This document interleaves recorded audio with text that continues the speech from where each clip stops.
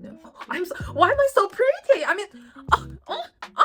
To all the like Chinese aunties who said I actually have a pretty face, you're right. You are so right. I mean, how could a person look at me, people? Look at me. Ooh, I'm so pretty. Let's rewind and spend a day with me. I insist. Okay, morning, my fellow Homo sapiens sapiens. Is this how you do a vlog? I do not know. So I woke up at 1 p.m. that day, which was pretty late, and then I spent a shockingly 27 yuan for my morning coffee, which was like $4 in USD, and that is way too much for a morning coffee. And then I just went to the restroom, did my morning business while brushing my teeth, and then I started to massage my scalp. Yes, it is very important to massage your scalp. I have heard it somewhere, I read it somewhere that the key, the little secret for anti-aging is to massage your scalp, so that's what I did. Now we're getting ready to work. I'm doing my hair and painting my pretty face. The best advice I've ever gotten for makeup is your eyebrows. They're supposed to be siblings, not twins, and I still live by that standard. Thank you, Tian. And yeah. Judging by my happy face, our coffee has just arrived. Super happy. This is a new flavor, and I'll be the judge. Okay, I'm a very cruel judge when it comes to coffee, flavor, creamer. Yeah, let's see if it's good. Look at the cups, people. Look at the cups. It is so cute. And turns out, Judge loves the new flavor. Hallelujah. So they put in this creamer that's not sweet, but it has a lot of aroma. So the aroma is butterscotch, caramel, and a little bit of vanilla, which is just my likings. And it's not sweet. It doesn't make your coffee taste like syrup. So welcome to Beyond Chen's show. I was drying my setting spray with a hair dryer, and of course you have to have this moment. Yeah, and looking back, I'm so pretty. Oh, I paint my face so well. And we're going into the elevator. We're in the elevator now. The OOTD of that day, super cute. I saw some people installing the red lanterns now, so yeah, Chinese New Year is coming. Okay, so we've made it to the office in one piece. Great. So I was basically cleaning the mess I made the day before.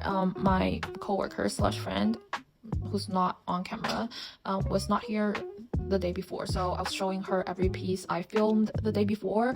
And yeah, so we are basically doing a new TikTok and Instagram account for our brand. Yes, and I was showing her the 3D bulge design on this leopard print piece. Is very stretchy actually. This piece is really comfy. So yeah, and then we got on this high horse of morality and started to gossip and judge one of our friends behind her back. I'm so sorry, friend. We were being really judgmental. I mean, like, look at my face. Shame on me. I look so happy, and that's the problem. I think we were just being jealous, to be honest. So our friend got a boyfriend that's like 7 years younger, good looking, but she had to like basically pay for him. So we were being judgmental, but like, get off the high horse already. I mean, we were practically galloping on that high horse. So yeah, I think we were just being jealous. I mean, who wouldn't want a boyfriend that's like 7 years younger and very energetic? And after that, I started to tell her all about ice, what they did and what they were.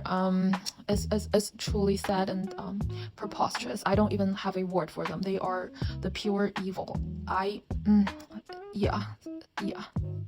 And now I was preparing for that day's filming plan, so I did a heat reactive flogger whip and a heat reactive slapper.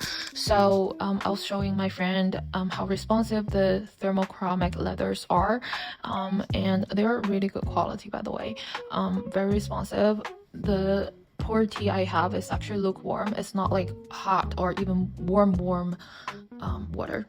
And then I got off work. I'm so happy but tired. We're gonna have a drink together a little bit later. But then I noticed this battery changing station for delivery people, and I thought it was very thoughtful and it's just good. So instead of charging the batteries by themselves, the delivery people, they can just scan the QR code and you know, put the old battery in and take a new battery out. So it's very efficient. It's really easy for the delivery people who needs this type of like batteries.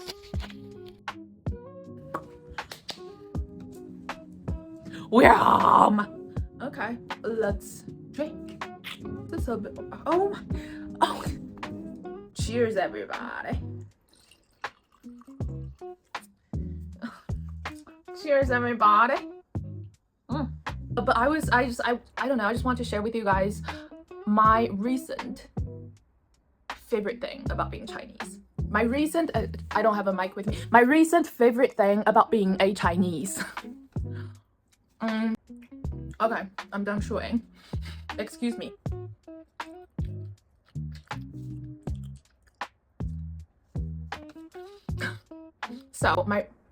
So my recent favorite thing about being Chinese is I have learned that I'm just not that important. So a little background story. I was born and semi-raised in China, so I was in China till I was like 15 years old. And then I went to the United States all by myself till I was like 24, 25 years old. So of course, I am very heavily influenced by the American way of doing things, you know, the American values, American culture in general. Of course, like I still hold a lot of like Chinese traits. Like if I'm in the United States right now, I would be the most Chinese person you know. But I feel like I'm like a combination of these two cultures. But not until I came back to China. I used to think that the American culture did not affect me at all. Turned out I was wrong.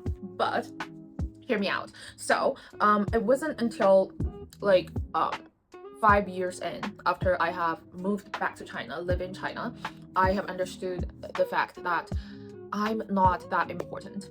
Neither is anyone else. So we're all not that important because we're all individuals. So American culture is heavily based on individualism. Excuse me. Individualism. Whereas the Chinese culture is very much based on collectivism. In individualism, well, I mean, like individualism is very self-explanatory. So basically, in an individualism culture, it would value being different, being unique, stand out, right? Like if you watch a Hollywood like hero movie, it's always that one person who saved the humankind. Whereas if you watch like a Chinese film, a lot of the times is this group of people that saved the humankind. And I feel like when I think about this like real deep, it's just we're wired to feel like to belong to a pack. So we're always like yearning for that belongingness, for acceptance. However, in an individualism culture, you are taught that what's valuable is if you are outspoken, right? If you are extrovert, if you stand out, if you are the one, if you are the special one. And that creates a little like a quiet conflict, right? So in the end, it's like you're always looking for a identity, you're always looking for acceptance, but it's hard to find because you're living in a society where everyone is like you, came from the individualism culture. So later on, that conflict, like that quiet conflict, kind of becomes that quiet conflict will grow into loneliness, will grow into isolation. And after I came back to China, I sometimes ask my Chinese friends, right, who brought up in China, I ask them, do you ever question who you are? And most of them say no, they don't. And I was like, why? Like, why? I was like so confused by it until I dive deeper in my own culture. I have found that in collectivism, you naturally belong to a lot of groups. Sometimes the group that you naturally belong to overlap. Like, you belong to so many groups naturally. You don't ever have to look for acceptance. You don't have to look for, okay, so I need to belong here. No. And in collectivism culture, people don't really always value the one that's outspoken, right? The one that's the most active in the room, you know, the one that's different. People don't think that's that valuable. Like, of course, naturally, we are still a human, so more eyes are gonna turn, right, when this person is super you know, well spoken, or this person is outspoken, or this person looks extremely good. People will turn their head, but like in a long run, that's not what people value the most. So basically, being quiet is not a crime here. And I feel like you don't have to always chase for being unique, chase for being the one. You also don't have to feel like you're not accepted, stuff like that. So it kind of like some way it eliminates this quiet conflict, and I feel like that really helped me. And I wrote like one sentence down. I can't remember what, but I want to.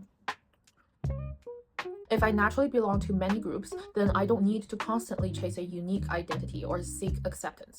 I'm not that important, and neither is anyone else.